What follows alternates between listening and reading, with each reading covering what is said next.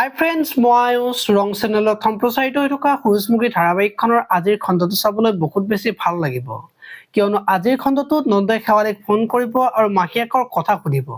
আৰু তেতিয়া শেৱালীয়ে মাহীক কিয় লাগে, মাহী নোকোৱাৰ কাৰণে তোৰ ঘৰ নচলা হৈছে নহয়, সেয়ে চাকৰ দৰে অত্যাচাৰ কৰিবৰ কাৰণে মাহীক নিব বিচাৰিছে বুলি নন্দক ক'ব। আৰু তেতিয়া নন্দই শেৱালীক তোৰ সকলো কথা শুনক কৈ দিম বুলি ক'ব। আৰু তেতিয়া শেৱালী চিন্তাত পৰা দেখিবলৈ পাব। এইফালে আকৌ শুনে যে দেউতাকক ঘৰলৈ লৈ যাব, আৰু তেতিয়া ৰত্নহঁতে দেউতাকক দেখি আচৰিত হৈ পৰিব আৰু দেউতাকে এয়া কোন বুলি ক'ব।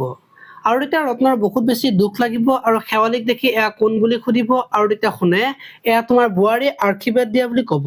আৰু তেতিয়া দেউতাকে আশীৰ্বাদ দিয়া দেখিবলৈ পাব।